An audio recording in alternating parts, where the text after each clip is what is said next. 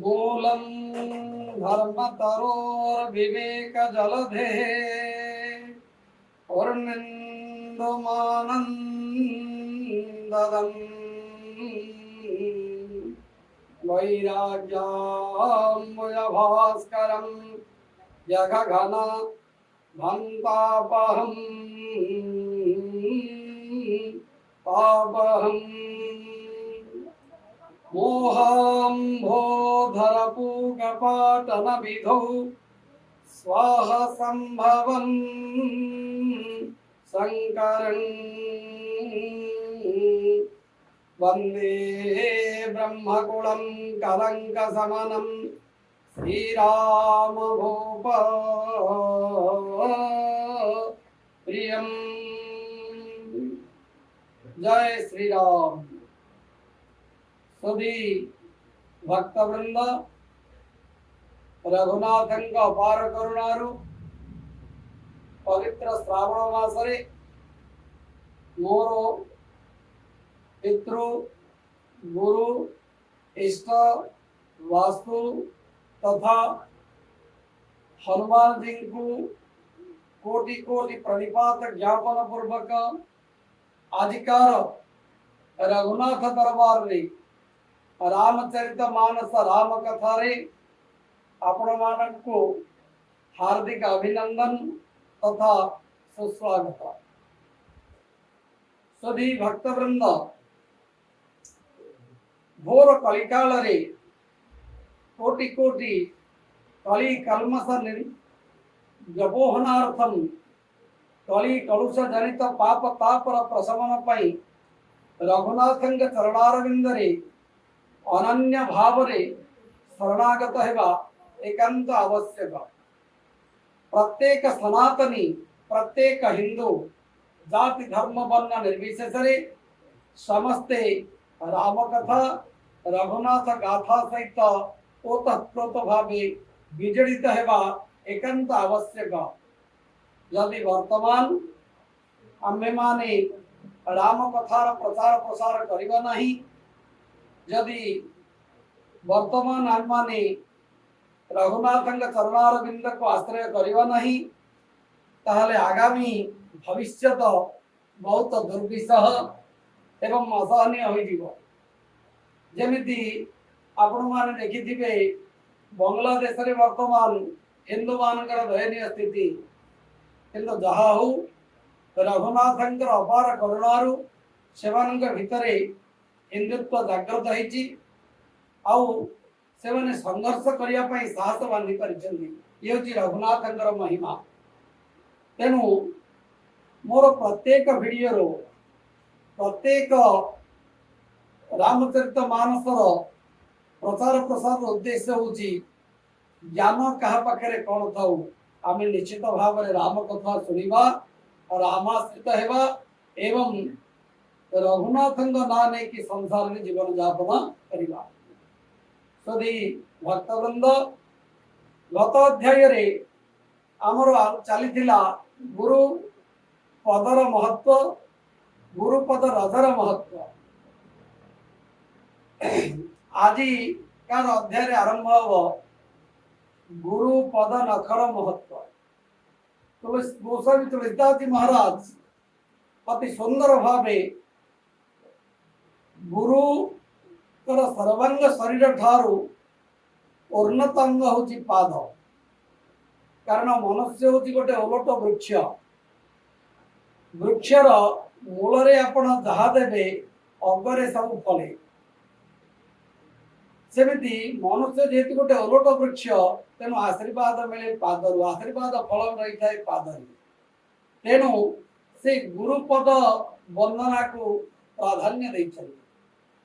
गत अध्याय आलोचना होइतिला सुकृति संभोतना विमल विभूति मंजुल मंगल मोद प्रसूति जन मन मंजुमो पुरमलहरणी किए तिलक गुना गण वर्ष करनी।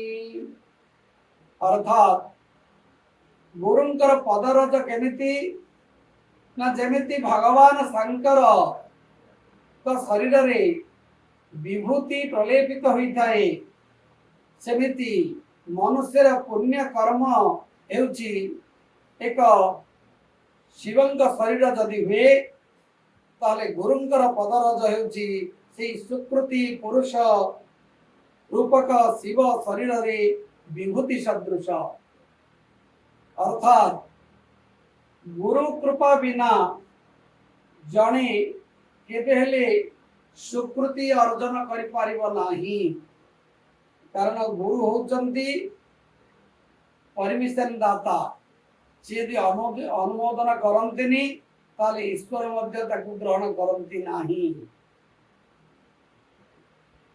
अतः गुरु कृपा हेले जने व्यक्ति सुकृति की जो उत्तम कर्म करे तद्वारा जो जस अर्जन करे जो पुण्य अर्जन करे से पुण्यमय पुरुष रूपक शिव शरीर रे गुरु पदरज हेउची विभूति सदृश मंगल मंगल मोद प्रसूति और कौन ना अति सुंदर सी और मंगलमय मोद की आनंद प्रदायक ये समुद्र प्रसूति अर्थात जननी ये गुरु पदरज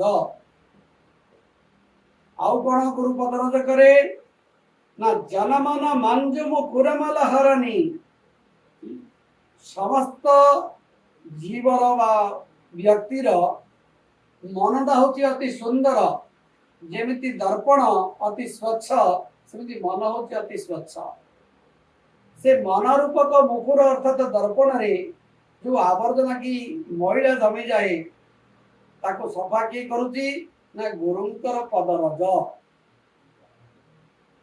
अर्थात आम मन आम चेतन अवचेतन अवस्था रे बेले बेले सांसारिक विषय वासना प्रति आसक्त हो जाए सुधी भक्तवृंद ये गोटे कथा कहवाक रखी आपण माने विचार करि पारंती बा मन रे प्रश्न आसी पारे जे संसार रे प्रत्येक जीव जे तो संसार रे बंचिबा पई किछ ना किछ कर्म करबा आवश्यक कर्म कले फल रे आशा रहबा आवश्यक ता तो समस्त मन भितर मैला आसिक जमी जीव हाँ ता ठीक कथा मन रे मैला जमी हो कर्म कर फल प्राप्ति लक्ष्य रहू किंतु आसक्ति न रहू लक्ष्य और आसक्ति भितर तफात कौन ना मु किछि कर्म करुची तार किछि सुफल मते मिलिबो आज नहले काली मिलिबो काली नहले पर दिन मिलिबो ए जन्म रे नहले आइला जन्म रे मिलिबो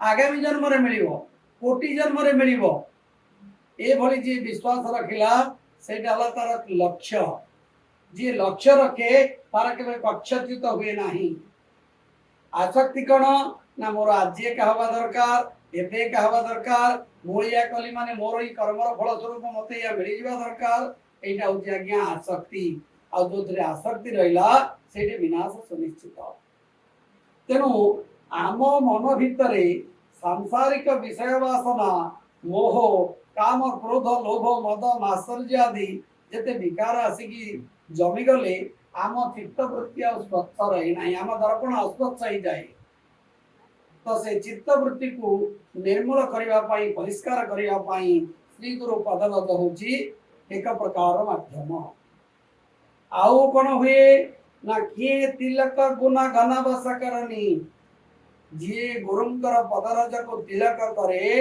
अर्थात गुरुंक पादर धूली को मथार मौली कर दिए सी कौन करे ना समस्त गुण को निजर अधीनस्थ कर पारे अर्थात गुरु कृपा हेले सद्गुरुंकर आशीर्वाद हेले जने व्यक्ति समस्त गुण ही गुण ता पाखरे प्रकट हुए तेणुक गुरु को ब्रह्म स्वरूप कहुई कारण गुरु कौन करती ना शिष्यर जेते मंद गुण को निशेष करी संहार करी ता भितरे सुगुणावली को जात करती तेणु गुरु पदरज को जे मथार मौली करे से अनेक गुण को निजर अधीनस्थ करि पारे अर्थात गुरु आशीर्वाद हेले ता भितरे अनेक सुगुणावली संचरित ही थाए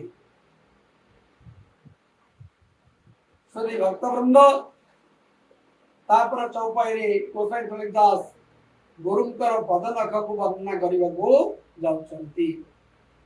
श्री गुरु पदनख मणिगण ज्योति सुमिरत दिव्य दृष्टि होती। श्री गुरुंकर पदनख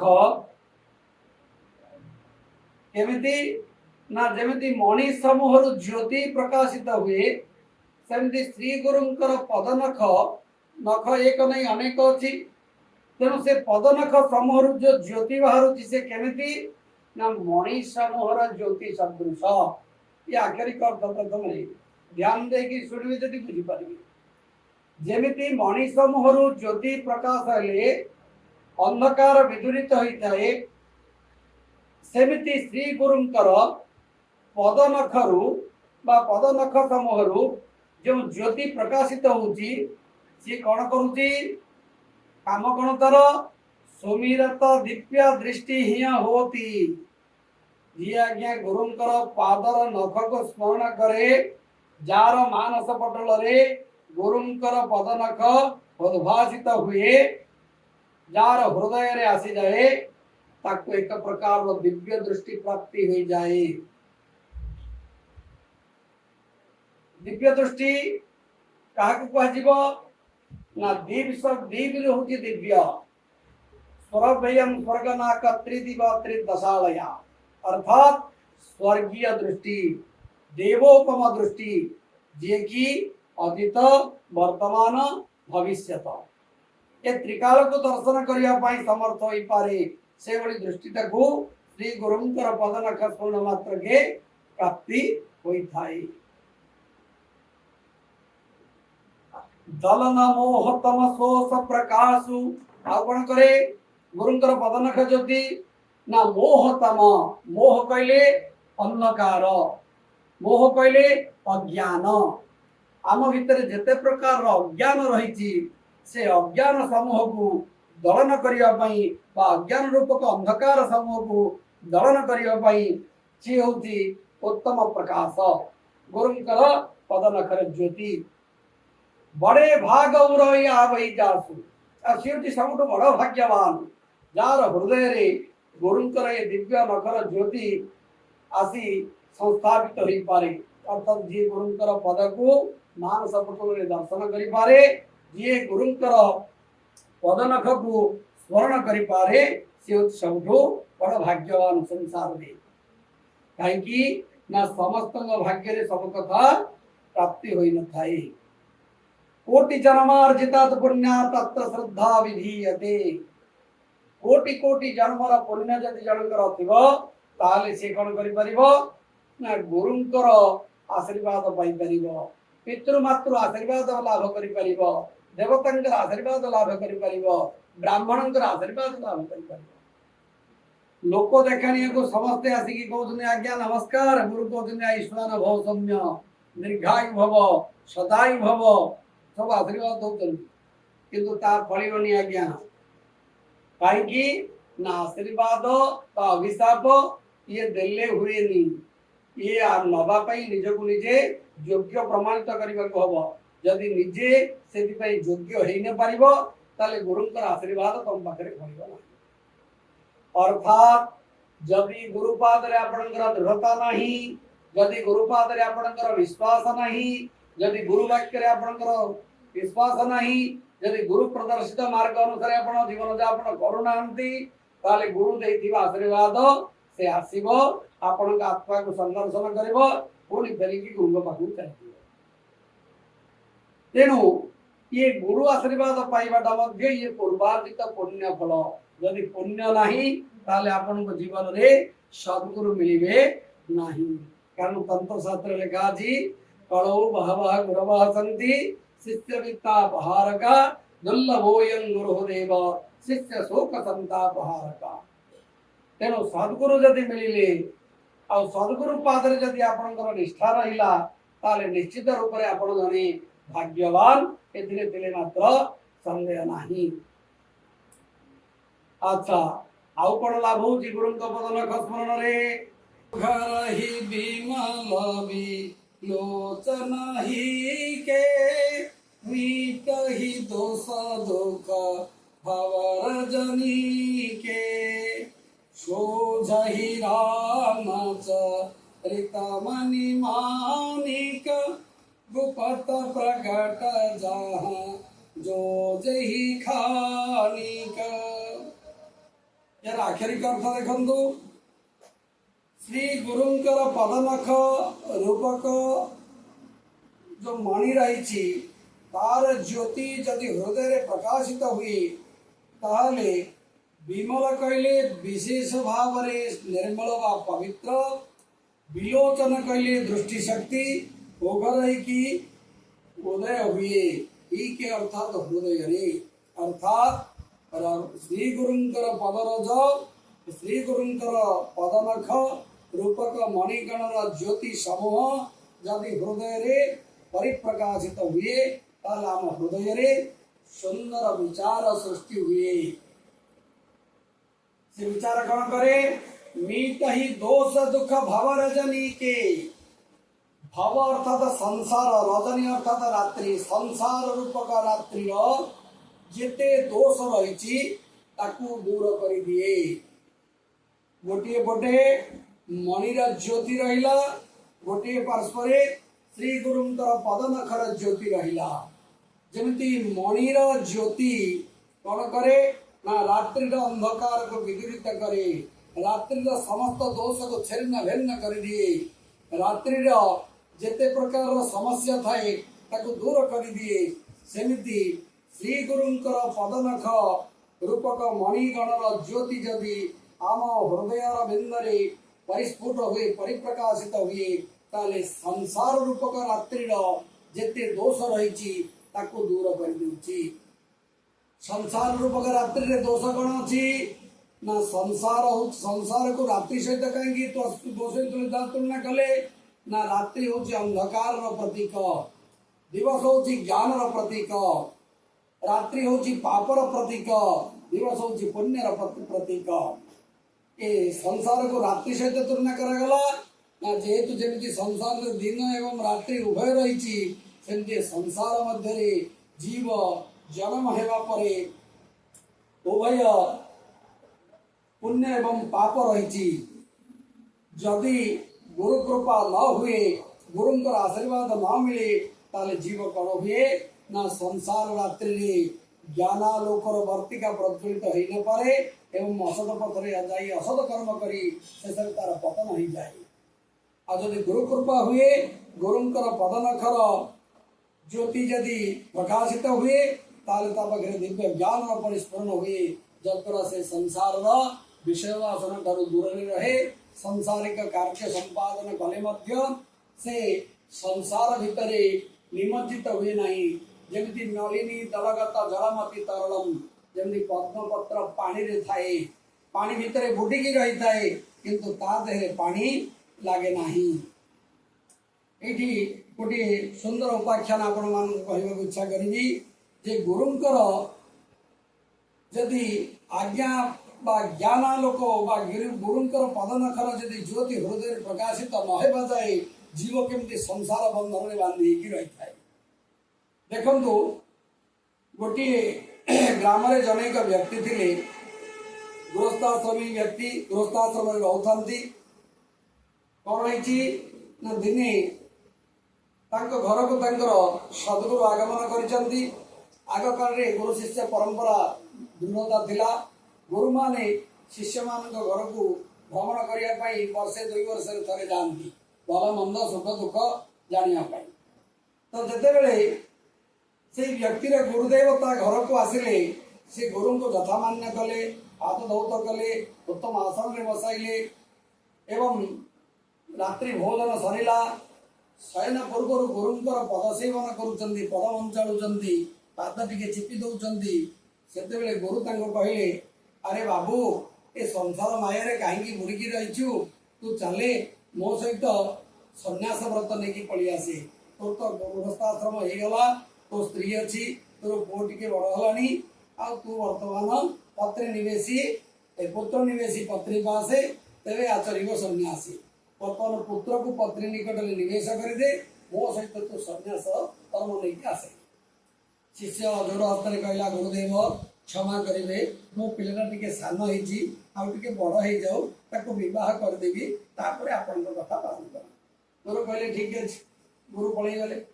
ପୁଣି କିଛି ବର୍ଷ ପରେ ଆସିଲା ବେଳକୁ ଦେଖିଲେ ଶିଷ୍ୟର ପୁଅ ଯୁବକ ହେଇଯାଇଛି। ଶିଷ୍ୟ ପୁଅକୁ ବିବାହ କରିଦେଇଛି। ଗୁରୁ ପୁଣି ଯେତେବେଳେ ଆସିଲେ ଶିଷ୍ୟର ଏ ଅବସ୍ଥା ଦେଖିଲେ, ଶିଷ୍ୟ କହିଲେ, ବାବୁରେ ଆଉ ବର୍ତ୍ତମାନ ପୁଅକୁ ତ ବିବାହ କରିଦେଲୁ, ଏଥର ମୋ ସାଙ୍ଗରେ ଟିକେ ଆସେରି। ସେ କହିଲା, ଗୁରୁଦେବ ଦେଖନ୍ତୁ, ପିଲାଟା ଏବେ ବାହା ହେଇଛି, ଆଉ ତାର ଘର ସଂସାର ବିଷୟରେ କିଛି ଜ୍ଞାନ ନାହିଁ, ତାକୁ କିଛି ଦିନ ଟିକେ ସହଯୋଗ କରିଦେବି, ତାପରେ ଆପଣଙ୍କ କଥା ପାଳନ କରିବି। ଗୁରୁ କହିଲେ ଠିକ ଅଛି। ତାପରେ ଗୁରୁ ପଳେଇଗଲେ। କିଛି ଦିନ ପରେ ଆସିଲା ବେଳୁ ଦେଖିଲେ ଯେ ଶିଷ୍ୟର ପୁଅ ଆସିକି ସ୍ୱାଗତ କଲା। ଗୁରୁ କହିଲେ, ହରେ ବାପା, ତୋ ବାପା କୁଆଡ଼େ ଗଲେ? ସେ କହିଲେ, ଆଜ୍ଞା ବାପାଙ୍କର ଦେହାନ୍ତ ହେଇଗଲା। ନା କେବେ ଦେହାନ୍ତ ହେଲା? ନା ଆଜ୍ଞା 6 ମାସ ହେଲାଣି। ହଉ ଠିକ ଅଛି। ତାପରେ ଗୁରୁ ସେଦିନ ପୁଅର ନିମନ୍ତ୍ରଣ ରକ୍ଷା କରିକି, ଶିଷ୍ୟ ପୁତ୍ରର ନିମନ୍ତ୍ରଣ ରକ୍ଷା କରିକି ତା ଘରେ ରହିଲେ। ଧ୍ୟାନରେ ଦେଖିଲେ ସିଏ କ'ଣ ନା ସେଇ ଘରେ ହିଁ ଗୋଟେ ବାଛୁରୀ ହେଇକି ଜନ୍ମ ହେଇକି 6 ମାସର ବାଛୁରୀ ହେଇଛି। ଗୁରୁ ସେତେବେଳେ ରାତ୍ରିରେ ଭୋଜନ ସାରିକି ଯେତେବେଳେ ବାରିପଟକୁ ଟିକେ ଗଲେ ହାତ ଧୋଇବାକୁ, ଗୁହାଳ ଆଡ଼ିକି ଟିକେ ଗଲେ, ଶିଷ୍ୟକୁ କହିଲେ, ତୁ ଘରକୁ ଯାଆରି, ମୁଁ ଟିକେ ଆସୁଛି। ସେତେବେଳେ ବଳଦକୁ ଯେତେବେଳେ ସେ ଚିହ୍ନିଲେ, କହିଲେ, ହଇରେ ବାପା, ତୋର ଦେହାନ୍ତ ହେଇଗଲା, ମୋ ସହିତ ଆସିଲୁନି, ଏବେ ଆଉ ଥରେ ଏଠି ବାଛୁରୀ ହେଇକି ଜନ୍ମ ହେଇକି 6 ମାସର ଦାମଡ଼ା ହେଇଗଲୁଣି, ଆଉ ଏଥର ମୋ ସାଙ୍ଗରେ ଚାଲେ ହେରି। ସେ କହିଲା, ଗୁରୁଦେବ ମୁଁ ମରିଗଲି, ପିଲାଟା ଏକୁଟିଆ, ଚାଷବାସ ଜାଣିନି ଭଲକିରି, ଟିକେ ବଳଦ ହେଇକି ତାକୁ ଟିକେ ସହଯୋଗ କରିଦେବି, ଆଉ କିଛି ଦିନ ପରେ ଆପଣ ଆସନ୍ତୁ, ମୁଁ ଆପଣଙ୍କ ସହିତ ଚାଲିବି। ଗୁରୁ କହିଲେ ଠିକ ଅଛି। ପୁଣି ଗୁରୁ କେତେ ବର୍ଷ ପଢ଼ିଲେ, 7-8 ବର୍ଷ ପରେ ପୁଣି ଗୁରୁ ଆସିଲେ। ଆସିଲା ବେଳକୁ ଦେଖିଲେ, ପଚାରିଲେ, ହରେ ବାପା, ଶିଷ୍ୟର ପୁଅକୁ ପଚାରିଲେ, କିରେ ବାପା, ଏ ଯୋଉ ବଳଦଟା ଥିଲା କୁଆଡ଼େ ଗଲା? ସେ କହିଲା, ଆଜ୍ଞା ଏ ବଳଦଟା କିଛି ଦିନ ହେଲା ଦେହାନ୍ତ ହେଇଗଲା, ତାର ଅନ୍ୟ ବଳଦ ଆଣିକି ମୁଁ ଚାଷ କରୁଛି। ତାପରେ ଗୁରୁ ପୁଣି ସନ୍ଧ୍ୟାରେ ଧ୍ୟାନରେ ବସିଲେ, ଇଏ କୋଉଠି ଅଛି? ଦେଖିଲେ ତା ଧାନ ମରରେ ଗୋଟେ କଳା ନାଗ ହେଇକି ଚାଲିଛି। ଗୁରୁ କହିଲେ, ଠିକ ଅଛି, ଏଥର ତତେ ଜ୍ଞାନ ଦେବି। ଗୁରୁ କ'ଣ କଲେ ନା କହିଲେ, ହରେ ବାପା, ତ ଧାନ ମରେଇକି ଟିକେ ଯିବା ଚାଲିଲୁ। ଇଏ ଧାନ ମରେଇକି ଗଲା। କହିଲେ, କବାଟ ଟିକେ ଖୋଲିଦେଲୁ। ଶିଷ୍ୟ କବାଟ ଖୋଲିଦେଲା। ଗୁରୁ ଯେମିତି ଭିତରକୁ ପଶିଲେ, ଦେଖିଲେ ଗୋଟେ କୃଷ୍ଣ ସର୍ପ ମଳା ବାନ୍ଧିକି ରହିଛି। ଗୁରୁ ପୁଣି ତାକୁ ଦେଖିଲେ, ମନେ ମନେ ପଚାରିଲେ, କହିଲେ, ହରେ ବାପା, ପୁଣି ଟିକେ ସର୍ପ ହେଇକି ରହିଲୁ। ସେ କହିଲା, ଆଜ୍ଞା କ'ଣ କରିବି, ବଳଦ ହେଇକି ଟିକେ ସହଯୋଗ କରୁଥିଲି, ମୋର ତ ଦେହାନ୍ତ ହେଇଗଲା, ଆଉ ତା ଧାନ ମରିଟା ଟିକେ ଜଗି ଦେଇଛି।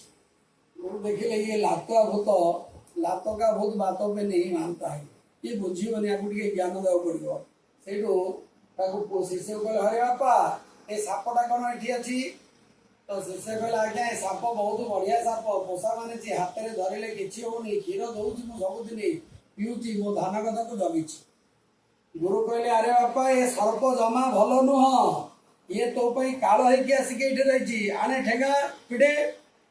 गुरु कहते शिष्य ठेगा पिटला भूत भूत जमी पिटला से साप ऊपर से छटपट हो चित्कार कला, गुरुदेव मु मरीगली मत रक्षा कर, गुरुदेव मु मरीगली मत रक्षा कर, गुरुदेव मु मरीगली मत रक्षा कर।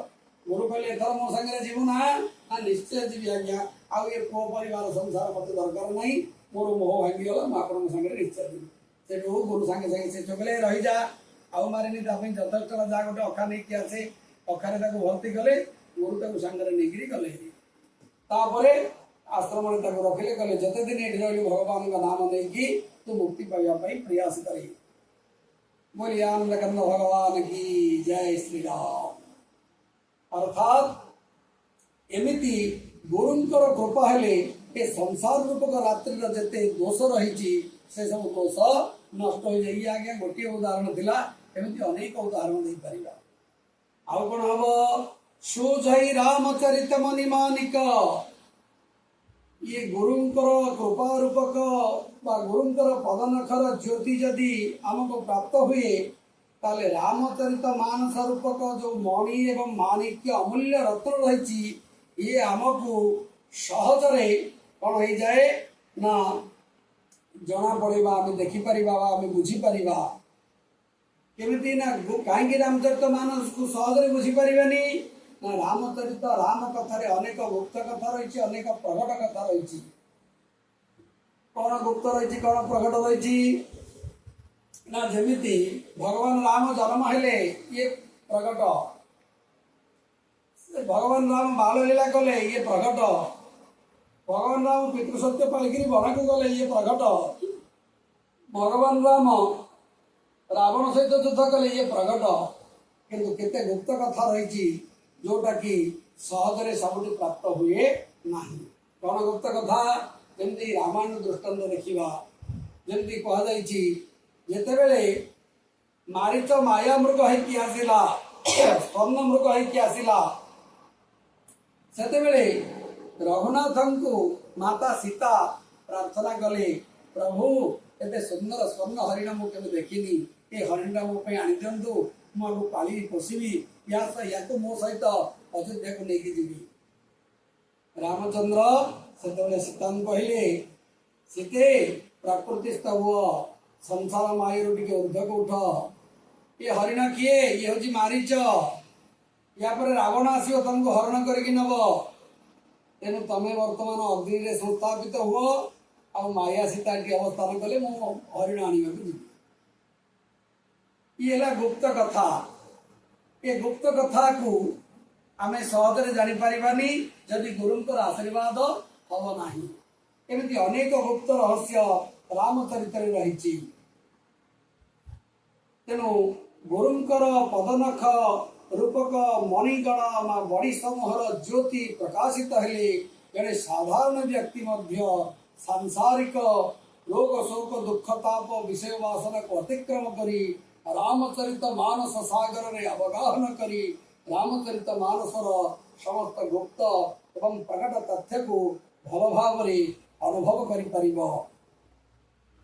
ଯଥା ସୁଅଞ୍ଜନ ଅନ୍ୟଦୃଗ ସାଧକ ସିଦ୍ଧ ସୁଜାନ କୌତୁକ ଦେଖତ ଶୈଲବନ ଭୂତଲ ଭୂରି ନିଧାନ।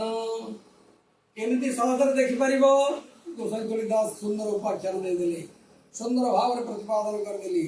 ଯେମିତି ସିଦ୍ଧ ସାଧକ କଣ କରେ ନା ଏକ ଦିବ୍ୟ ଅଞ୍ଜନକୁ ନିଜ ନେତ୍ରାର ବିନ୍ଦୁରେ ରଞ୍ଜିତ କରି କଣ କରେ ନା କୌତୂହଳ ବଶତଃ ଅତି ସହଜରେ ଅନାୟାସରେ ବନ ଭୂତଳ ଅର୍ଥାତ ପୃଥିବୀ ତଳକୁ ଏବଂ ପର୍ବତ ଅନ୍ତଃସ୍କରରେ ଥିବା ଗୁପ୍ତ ଧନକୁ ମଧ୍ୟ ସହଜରେ ଦେଖିପାରେ। ସେମିତି ଗୁରୁ କୃପା ପ୍ରାପ୍ତ ବ୍ୟକ୍ତି ରାମଚରିତ ମାନସ ଅର୍ଥାତ୍ ବ୍ରହ୍ମ ବିଷୟକ ବିଚାରକୁ ସହଜରେ ହୃଦବୋଧ କରିପାରିବ ଯଦି ଗୁରୁ କୃପା ଲାଭ ହୁଏ।